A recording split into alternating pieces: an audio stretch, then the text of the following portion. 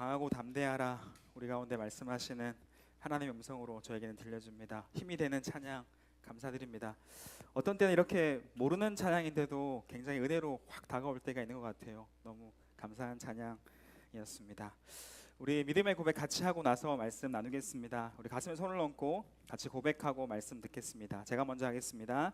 나는 하나님의 사랑받는 자녀입니다. 하나님께서 나를 이 자리에 부르셨습니다. 하나님 오늘 나에게 말씀하실 것입니다. 그 말씀에 능력이 있습니다. 그 말씀에 생명이 있습니다. 나의 마음을 열어 말씀을 듣겠습니다. 말씀이 내 안에 심겨지기 원합니다. 말씀으로 변화되기 원합니다. 아멘. 네, 7월 둘째 주입니다. 오늘은 특별히 우리 중등부가 여름 사역을 준비하면서 수련회와 비전 트립을 많은 성도님들에게 안내하고 소개하고 기도 부탁하는 날입니다. 그래서 오늘 아침부터 베다니 광장에 많은 분들이 함께 하시면서 이제 기도 제목 카드를 나눠주고 계신데 많은 선생님들이 수고해 주셔서 이 귀한 자리를 준비했습니다. 오늘 본당 2부 예배 또 우리 예배가 마치고 난 이후에는 우리 여호수아 찬양대 여디디아 또 찬양팀 내려가서 또 찬양도 하고 또 워십도 하면서 많은 또 홍보와 기도 부탁을 할 예정입니다. 그래서 여러분도 예배를 마치면 함께 광장에 오셔서 또 같이 홍보도 해주시고 나눠주시고 같이 기도해 주시면 감사하겠고요. 그래서 여러분의 기쁜 소식일지 아쉬운 소식일지 모르겠지만 오늘 조금 빨리 마쳐야 됩니다.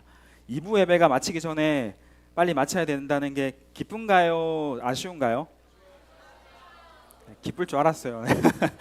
네, 예배 후에 가게 되는데 예배 그렇다고 우리가 뭐 최선을 다해 드려야 되죠. 날려드릴 수 없죠. 최선을 다해서 예배하고 빠르게 마치고 함께 내려가도록 하겠습니다.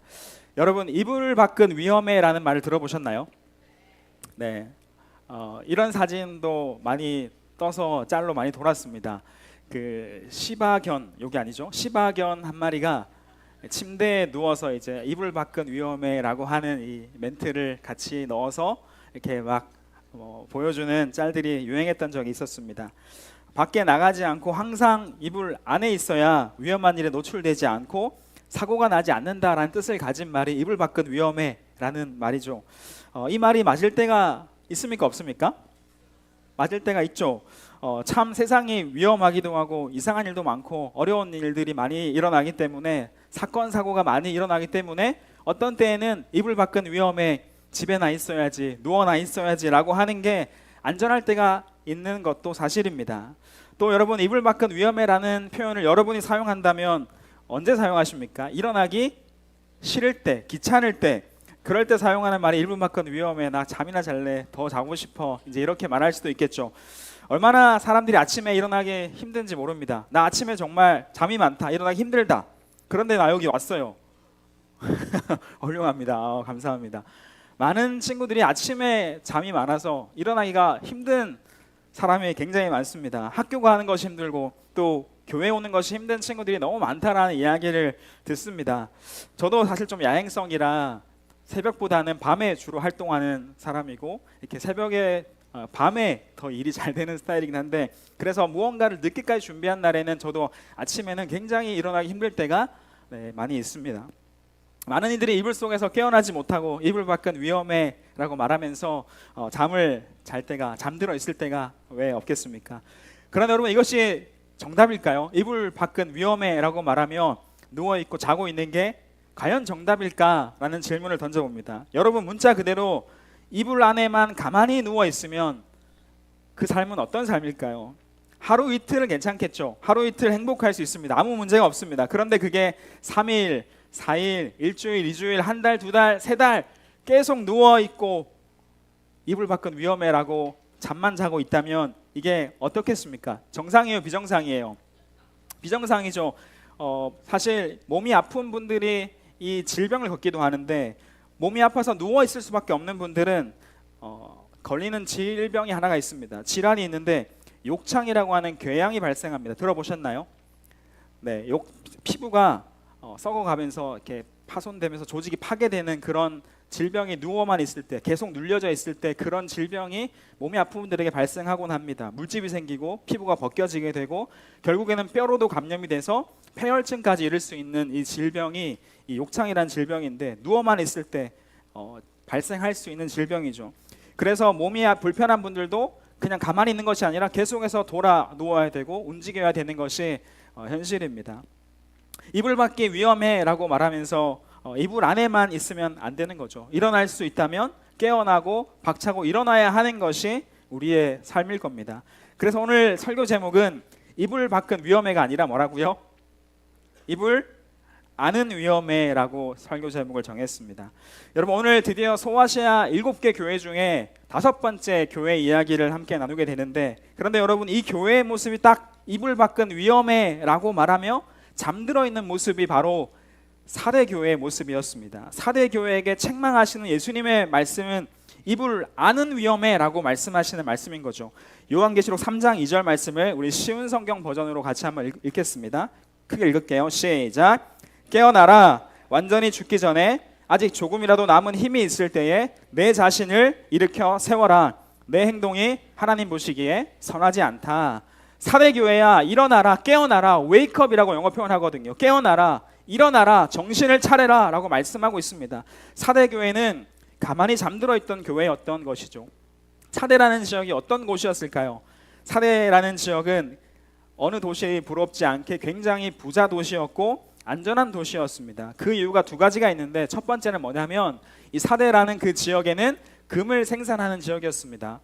그렇기 때문에 많은 돈을 가지고 있었고 사람들이 부유하게 살 수 있었던 곳입니다. 두 번째, 사대 지역은 아주 높은 지역에 위치하고 있는 요새와 같은 곳이었습니다. 그러다 보니까 사대를 수비하는, 이 전쟁에서 싸움을 할 때 수비하는 것이 굉장히 유리했고, 전쟁에서 역사상 단 2번만 패배했다라고 하는 기록이 있을 정도로 굉장히 요새고 안전한 곳이었다라는 거죠. 부유하고 안전한 도시였고, 사대 교회에는 다른 교회와는 조금 다르게 큰 어려움과 핍박도 없었습니다. 다른 교회들 이야기를 우리 들어왔잖아요. 핍박받고 황제 숭배를 강요받고 우상 숭배를 강요받고 굉장히 어려웠던 교회들이 지금까지 많았는데, 사대 교회는 그런 기록이 없습니다. 굉장히 부유했고 안전한 도시에 살고 있었던 사람들이었고 교회였다라는 말입니다. 여러분, 상상해 볼까요? 교회 건물도 멋지고 많은 자원도 가지고 있습니다. 많은 돈도 있습니다. 안전하고 좋아 보였고 평안해 보였습니다. 아주 훌륭하죠. 어떻게 이보다 더 좋을 수 있습니까?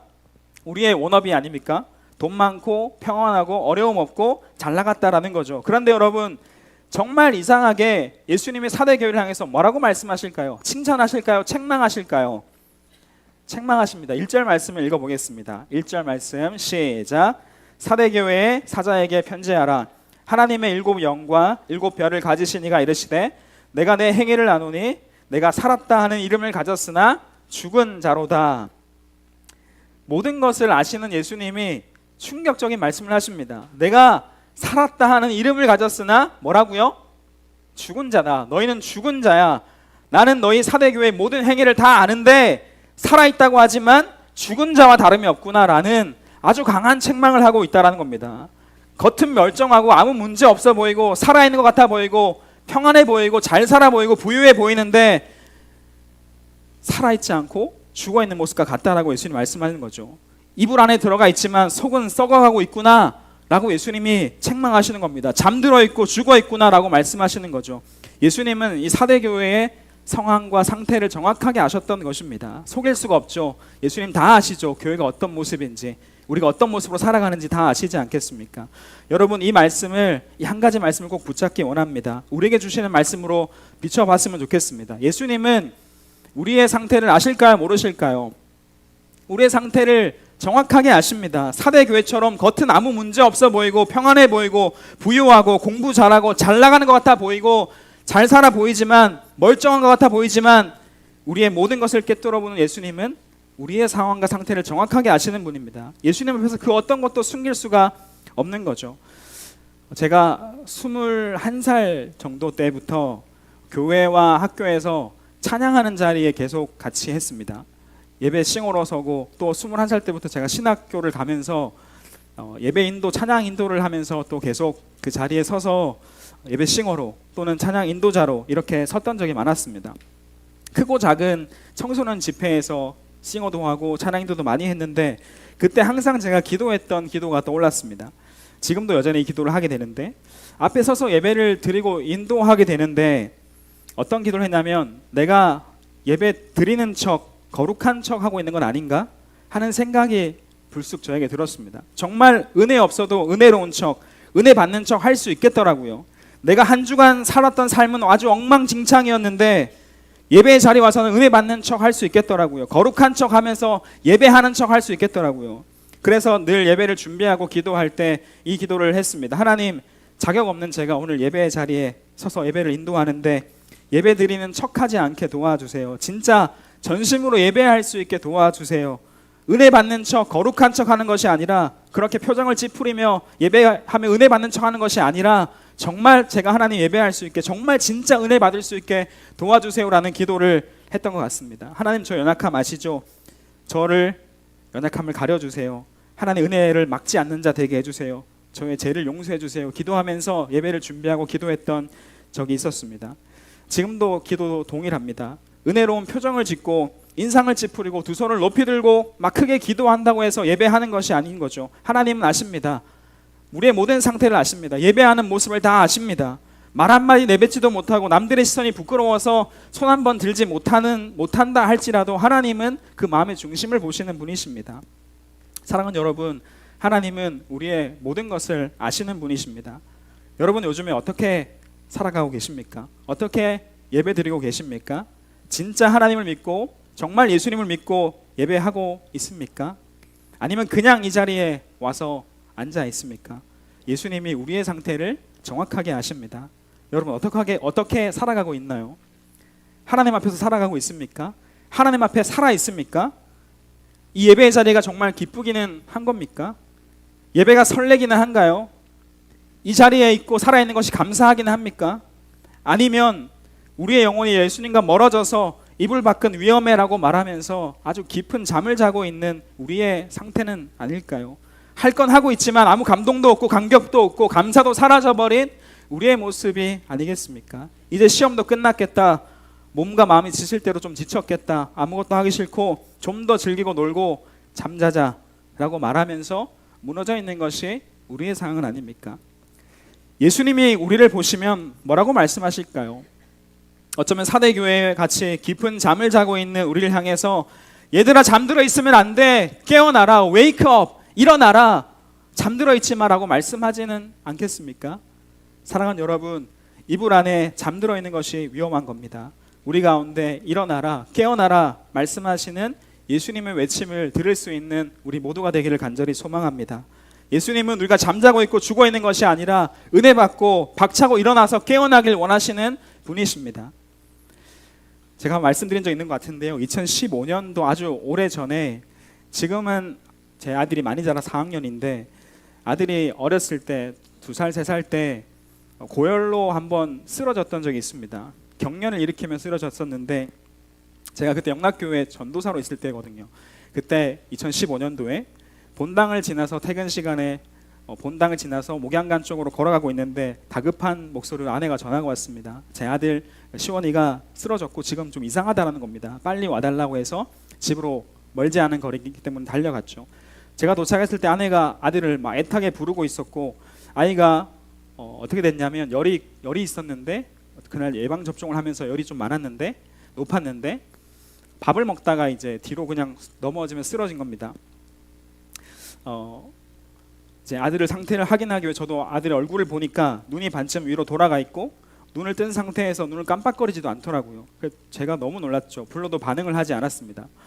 숨은 껄떡껄떡 거리면서 이렇게 쉬고 있지만 숨이 금방 넘어갈 것처럼 눈은 돌아가 있고 넘어져 있고 또 어떻게 더 지체합니까? 아이를 안고 응급실로 달렸습니다. 백병원이라는 병원이 그때는 있었죠. 지금은 없어졌지만 백병원에 달려가서 응급실로 달려가는데 그 저녁이었습니다. 밤이었는데 추운 겨울이었는데 코앞이라 생각했던 병원이 왜 그렇게 먼지 목양간에서 이 거리가 그렇게 멀진 않은데 너무 멀게 느껴졌습니다. 찬 공기를 잔뜩 마시며 달렸습니다. 숨을 쉬지 못하는 것 같은 거예요. 그래서 달리면서 제가 인공호흡을 했습니다. 이게 소용이 있는지 없는지 모르겠지만 숨을 못 쉬는 것 같아서, 잘못될 것 같아서 달리면서 막 입에 공기를 불어넣으면서 일어나야 돼, 깨어나라고 말하면서 죽을 힘을 다해 뛰었습니다. 솔직히 말하면 너무 힘들어서 못 뛰겠더라고요. 근데 어떻게 안 뛸 수 있습니까?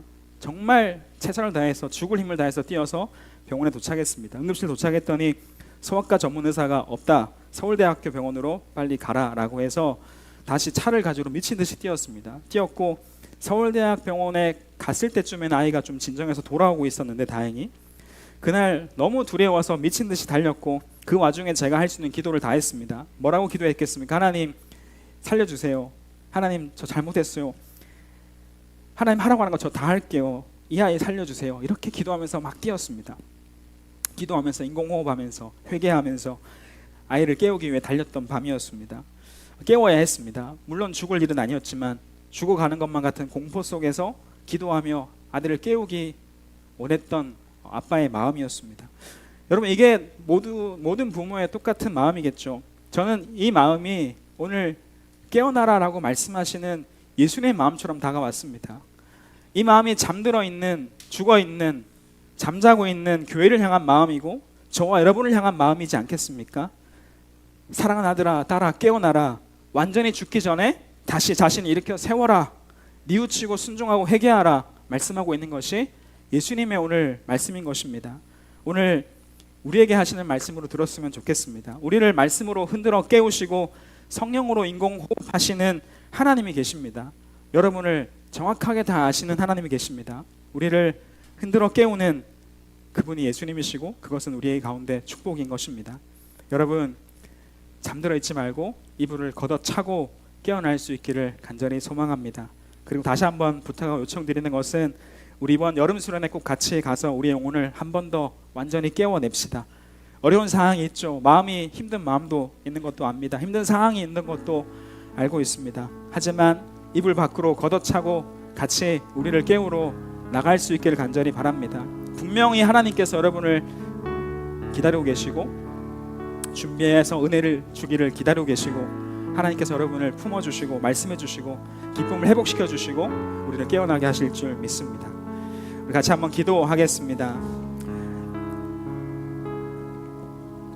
예수님께 책망받은 사대교회의 모습이 저와 여러분의 모습은 아닙니까? 살아있는 것 같지만 잠자고 있고 죽어 있는 것 같은 사대교회, 그 사대교회의 모습이 우리의 모습은 아닙니까? 또 예수님과 멀어지고 또 은혜와 멀어지고, 아니 예수님이 계신지 안 계신지도 모르겠고 이불 속에 잠을 자는 것 같은 상태가 저와 여러분의 상태는 아닐까요? 오늘 예수님은 우리에게도 깨어나라, 일어나라 말씀하십니다. 우리를 흔들어 깨우는 분이 하나님이십니다. 이 시간 저도 이불을 걷어차고 일어나고 깨어나기 원합니다. 예수님과 가까이 가기 원합니다 라는 마음이 있는 친구들이 있다면 가슴에 한번 손을 얹고 제가 여러분을 위해서 축복하며 기도하기 원합니다. 기도하겠습니다. 하나님, 저희도 사대교회처럼 잠들어 있을 때가 너무나 많습니다. 겉은 멀쩡하게 살아있는 것 같지만 얼마나 우리 마음이 무너질 때가 많은지 예수님은 다 아시죠. 예배드린 자리에 있지만 우리 마음이 다른 곳에 있을 때가 많은 것도 예수님 아시죠. 얼마나 우리가 예수님과 멀어지고 은혜와 멀어져 살 때가 많은지 예수님 아시죠. 하나님, 사랑하는 우리 중등부 친구들과 선생님들이 우리를 깨우시는 예수님의 음성을 듣고 깨어나게 하여 주시옵소서. 이불을 걷어차고 일어나 은혜의 자리로 나아가는 중등부 모든 친구들과 우리 선생님들이 될 수 있도록 인도하여 주시옵소서. 예수님이 우리 가운데 주시는 그 음성을 나에게 주신 음성으로 듣고 일어나라, 깨어나라, 내가 너와 함께 할게 말씀하시는 그 음성을 듣고 은혜의 자리로 달려가는 저희들 모두가 되게 하여 주시옵소서. 감사드리며 예수님의 이름으로 기도합니다.